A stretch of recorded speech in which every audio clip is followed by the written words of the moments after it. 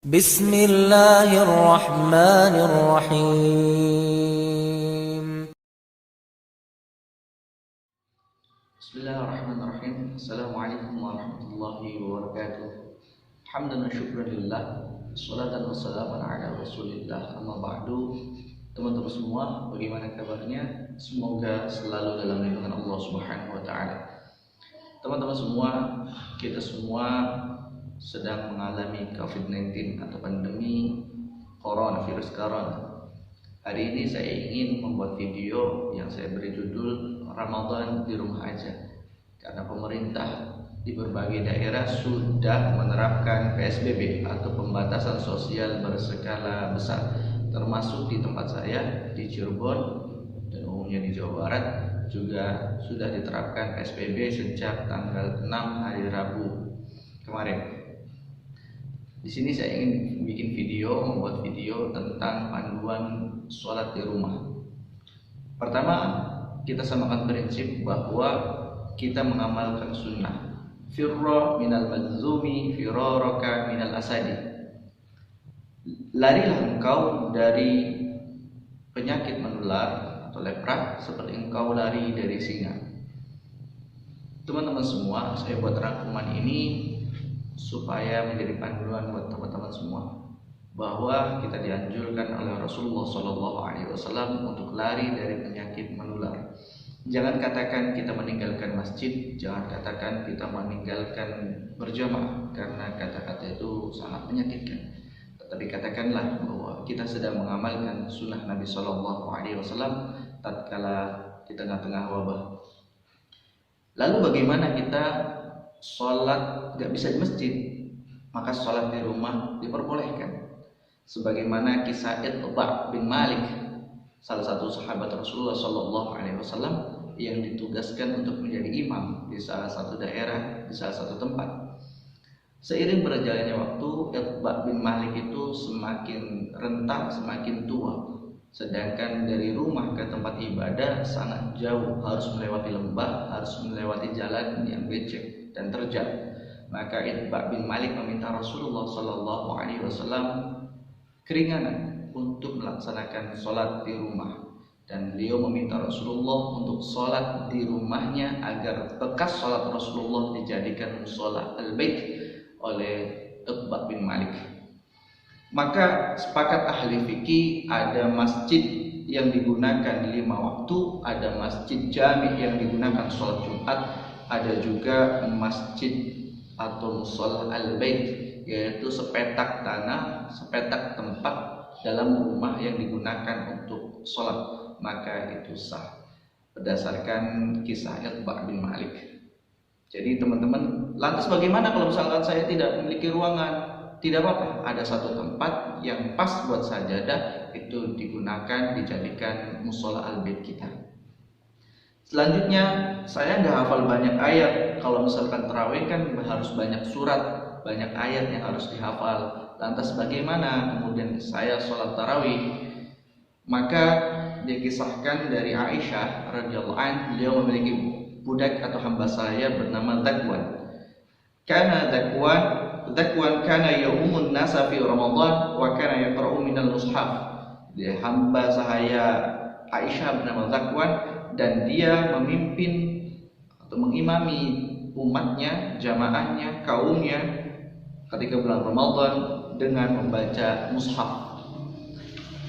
Membaca mushaf bukan hal yang sepele teman-teman, bukan hal yang rendah, karena kata Imam Juhdi, kana khiyaruna yaqra'una minal musahif, bahwa orang-orang yang hebat di antara kami, yakni ulama besar, membaca mushaf. Sama membaca mushaf ketika jadi imam. Jadi ketika sholat membaca mushaf bukan perkara yang sepele, bukan perkara yang gampang, bukan perkara yang rendah. Tetapi memang kata Imam Juhdi, juga ulama-ulama mereka membaca mushaf ketika menjadi imam.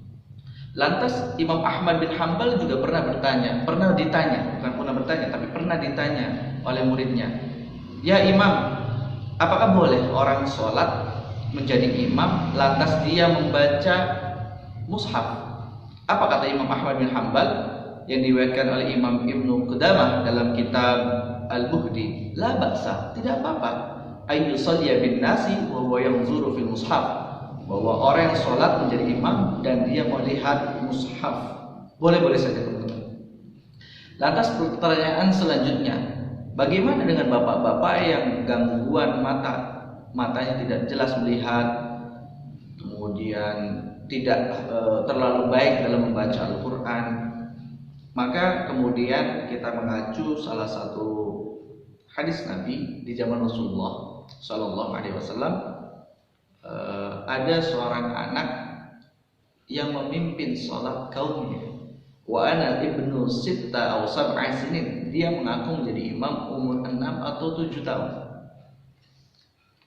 Terus apa komentar Ibnu Hajar Al-Asqalani yang beliau tulis dalam kitab Fathul Bari Syarah Sahih Bukhari? Hadza hadisun hujjatun li Syafi'i. Hadis ini menjadi hujjah bagi mazhab Syafi'i fi imamatis sabiyyi al-mumayyiz, bahwa diperbolehkannya anak kecil yang mumayyiz untuk menjadi imam sholat, tetapi hanya imam sholat sunnah. Sholat tarawih boleh anak kecil menjadi imam selagi anak kecil itu sudah baik bacaan Al-Qur'annya. Lantas bagaimana kemudian sholat tarawih tanpa Bilal? Tak apa-apa, enggak apa-apa tanpa Bilal. Bilal itu sahabat Nabi, karena kemuliaan Bilal sehingga orang yang menjadi pemandu dalam sholat dikatakan Bilal. Adapun sholat tarawih tanpa Bilal tidak masalah. Bilal itu hanya penanda rakaat. Kalaupun kemudian dihilangkan tidak masalah. Pertanyaan selanjutnya, bagaimana kalau tidak bisa membaca mushaf dan tidak juga memiliki anak kecil, saya sendiri janda, apakah kemudian suratnya juga harus berbeda-beda? Tidak. Suratnya boleh sama. Misalkan rakaat pertama Al-Kafirun, rakaat kedua Al-Ikhlas. Dari awal sholat sampai rakaat terakhir sholat 23 atau 11 rakaat, maka diperbolehkan. Lantas bagaimana kemudian sholat Idul Fitri? Kalau misalkan PSBB terus berlaku sampai akhir Ramadan, sampai Idul Fitri, bagaimana sholat Idul Fitrinya? Apa kita tidak boleh sholat berjamaah di masjid, sholat berjamaah di musola, sholat berjamaah di lapangan, atau di tempat-tempat lain? Teman-teman semua, inna sholat al-Id, Idul Fitri atau Idul Adha, tan'akidu bi arba'ati imamin wa thalathati mu'tamin li'annahu 'adadun yazidu aqallil jam'i. Jadi salat Id boleh sekeluarga, ayah, istri, anak-anak. Boleh berapa orang? Arba'ah, 4 orang, yang dimana 1 imam 3 makmum. Karena itu adadun yazidu aqallil jam'i, itu sudah masuk jamaah. Salatnya tetap 2 rakaat dan kemudian tidak perlu dikhutbah, tidak masalah, sah. Itu pendapat Imam Hanafi, Imam Muhammad bin Hasan, Imam Lais bin Sa'ad, dan Zufaq. Itu pendapat imam tersebut. Jadi teman-teman semua, PSBB ini bukan melarang kita sholat berjamaah, bukan melarang kita sholat di masjid, tetapi ini merupakan himbauan pemerintah untuk menghindari kerumunan. Jadi yang dilarang itu berkerumunnya, bukan sholat berjamaahnya. Sholat berjamaah bisa dilakukan di rumah. Teman-teman semua, jangan iri terhadap pasar yang masih buka, jangan iri terhadap pabrik yang masih buka. Toh juga kita sudah buktikan bahwa pabrik juga ada yang terkena virus corona. Kita harus menjadi pionir, kita harus menjadi contoh, karena kita umat Islam, kita bisa mentaati pemerintah. Yang selanjutnya, COVID-19 ini bertepatan bulan suci Ramadan, yang dimana bulan puasa itu mengajarkan banyak hal kepada kita.